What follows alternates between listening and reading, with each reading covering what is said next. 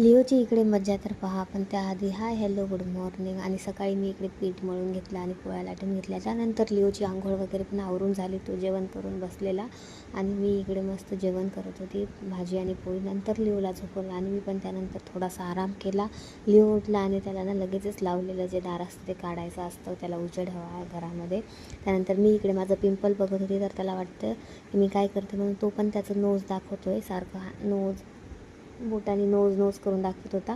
आणि त्यानंतर मी इकडे पालक स्वच्छ धुवून बारीक चिरायला घेतले, कारण आज जेवणामध्ये होतं पालकचं वरण. पण त्याआधी मी इथं सर्व संध्याकाळची भांडी वगैरे घासून घेतली, कारण आज जायचं होतं एके ठिकाणी हळदी कुंकवासाठी. आणि मी इकडे सिंपल अशी ड्रेस घालून हळदी कुंकवासाठी तयार होती. त्यानंतर मी जाऊन आली आणि मला हे हळदी कुंकवामध्ये वाण हे असं स्टीलची कटोरी भेटली. त्यानंतर एक आज लिओचं पार्सल रिसीव झालेलं मीशोवरनं, तर ते अनबॉक्स करून बघितलं, ओपन करून बघितलं. आणि त्यानंतर आम्ही दोघे जेवायला बसलो. मस्त जेवणामध्ये वरण भात, सकाळची मेथीची भाजी आणि पोळ्या पण होत्या. आणि मग इकडे बघा, लिओला जर असं कोणी मारलं किंवा ओरडलं ना, तो लगेचच डोळ्यांवर हात ठेवून डोळे झाकतो आणि समोरच्याचा राग असा नाहीसा करतो.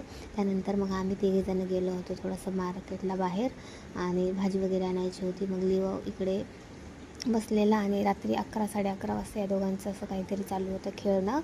आणि मी बसली होती शांत, कारण खूप थकली होती. त्यानंतर रात्री 1 वाजता आम्ही दोघांनी बिग बॉस मराठी बघितलं आणि असाच आमच्या दिवसाचा शेवट होता. Okay bye.